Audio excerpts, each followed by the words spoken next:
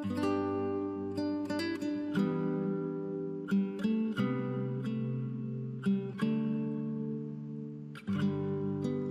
pagi anak-anak. Namo Buddhaya.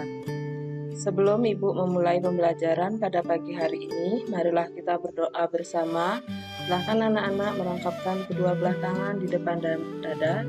Doa Ibu pimpin secara langsung. Arahang sama sambuddho bhagawa buddhang bhagawantang abhiwademi swakato bhagawata dhammo dhammang namasami supatipano bhagavato sawaka sangho sanghang namami. Ya. Baiklah anak-anak, adapun pembelajaran pada pagi hari ini yaitu mengenai lambang-lambang Buddhis. Adapun kompetensi dasar yang harus kita capai pada pagi hari ini yaitu memahami cara-cara menghormat, salam, dan simbol agama Buddha. Indikator yang anak-anak harus capai pada kesempatan ini, yang pertama, menyebutkan simbol-simbol dalam agama Buddha, menjelaskan arti lambang arca Buddha, menjelaskan arti lambang stupa, menjelaskan fungsi stupa, menjelaskan pohon Bodhi, menjelaskan jejak kaki Buddha, dan yang terakhir, menjelaskan bunga teratai. Mengenal simbol-simbol agama Buddha. Dalam agama Buddha, kita mengenal simbol dalam agama Buddha yaitu yang pertama, arca Buddha. Arca Buddha adalah lambang dari keluhuran, di mana selain lambang keluhuran, arca Buddha juga sebagai lambang penghormatan bagi umat Buddha. Selain sebagai lambang keluhuran dan penghormatan, arca Buddha juga bisa digunakan sebagai objek meditasi. Nah, pada saat anak-anak melakukan meditasi, kita bisa menggunakan arca Buddha sebagai objek kita untuk melatih konsentrasi kita pada saat bermeditasi. Nah, ini adalah gambar dari arca Buddha atau bisa disebut sebagai patung Buddha. Jadi anak-anak bisa mengetahui bahwa inilah yang disebut dengan patung Buddha. Lambang Buddhis yang kedua yaitu stupa. Stupa merupakan salah satu bangunan suci umat Buddha. Selain itu, stupa juga bisa digunakan sebagai tempat penyimpanan abu orang suci. Nah, pada zaman dahulu, orang-orang suci kalau meninggal dan dikremasi, maka abunya bisa disimpan di stupa. Selain itu juga, stupa merupakan bangunan suci umat Buddha yang harus dihormati oleh umat Buddha. Ya, jadi stupa ini biasanya kita temui di wihara ataupun candi-candi. Yaitu, nah ini adalah gambar dari stupa. Anak-anak kalau punya rezeki atau punya waktu bisa jalan-jalan ke Jogja. Nah, di sana kalian akan menemukan Candi Borobudur. Nah, di Candi Borobudur tersebutlah banyak terdapat stupa-stupa Buddha. Ya, jadi ini adalah gambar stupa. Yang ketiga, pohon Bodhi. Pohon Bodhi merupakan pohon yang digunakan oleh Pertapa Siddhartha bermeditasi. Nah, kita ketahui di sini Bodhi memiliki arti penerangan sempurna. Di mana di bawah pohon Bodhi inilah Pertapa Siddhartha bermeditasi dan mencapai kebuddhaan. Kita ketahui bersama bahwa pohon Bodhi ini memiliki jasa yang sangat besar terhadap Pertapa Siddhartha.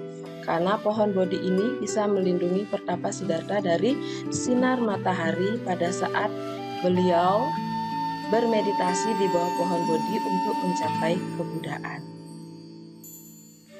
Nah, ini merupakan, kalau anak-anak belum mengetahui apa itu pohon Bodhi, ini bisa dilihat gambarnya. Seandainya nanti pergi ke wihara dan ketemu pohon seperti ini, berarti itulah yang disebut dengan pohon Bodhi.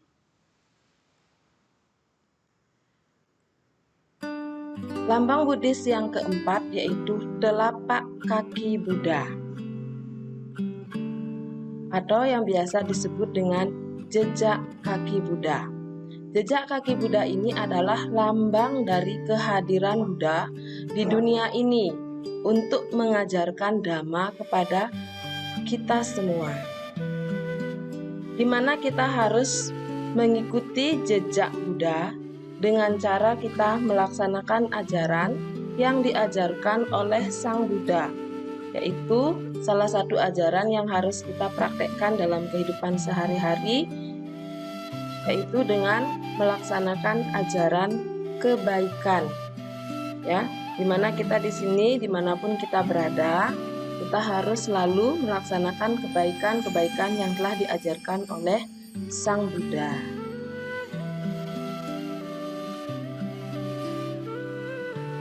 Nah, ini adalah gambar dari telapak kaki Buddha. Anak-anak bisa lihat di gambar ini bahwa telapak kaki Sang Buddha itu memiliki keistimewaan berbeda dari telapak kaki manusia biasa.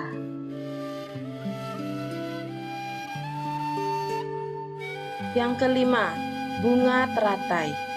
Nah, bunga teratai di sini melambangkan tentang kesucian, di mana bunga teratai ini walaupun tumbuh di lumpur yang kotor, namun tidak ternoda lumpur dan tetap bersih. Bunga teratai ini adalah lambang kesucian. Mengapa bunga teratai dikatakan sebagai lambang kesucian? Apakah anak-anak ada yang tahu? Nah, bunga teratai dikatakan sebagai lambang kesucian walaupun dia tumbuh atau hidup di lumpur, tetapi bunga tersebut tidak ternoda oleh lumpur tersebut.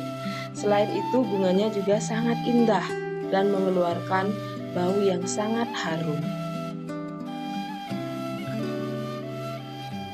Nah, ini anak-anak bisa memelihara atau menanam bunga teratai di rumah dengan cara membuatkan kolam atau dibuatkan pot. Ya, anak-anak bisa menanam bunga teratai ini.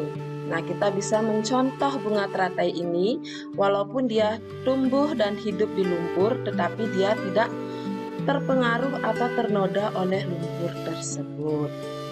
Ya.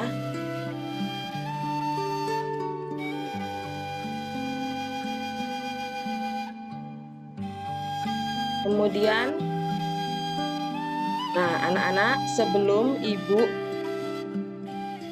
menutup pembelajaran pada pagi hari ini, anak-anak silahkan mengerjakan evaluasi yang akan ibu berikan. Ya, evaluasi ini bisa dikerjakan di buku tulisnya dengan cara menulis jawabannya saja. Nah, setelah anak-anak selesai mengerjakannya, silahkan untuk memfoto tugas tersebut, kemudian dikirim melalui Google Pembelajaran yang telah ibu siapkan. Nah, sebelum ibu tutup pembelajaran pada pagi hari ini, perlu anak-anak ketahui dan perlu anak-anak ingat bahwa pembelajaran pada pagi hari ini yaitu tentang lambang-lambang Buddhis. Ya, di sini kita hanya membahas 5 lambang Buddhis. Sebenarnya lambang Buddhis dalam agama Buddha itu lebih dari 5, tetapi pada kesempatan pagi hari ini kita hanya membahas 5 saja. Yang pertama, arca Buddha, kedua, stupa, ketiga, pohon Bodhi, yang keempat, telapak kaki Buddha, dan yang kelima, bunga teratai. Jadi, itulah anak-anak yang harus diingat untuk pembelajaran pada pagi hari ini. Nah, akhir kata Ibu ucapkan, Sabe Sata Bawantu Sukitata, semoga semua makhluk hidup berbahagia. Sadu, sadu, sadu.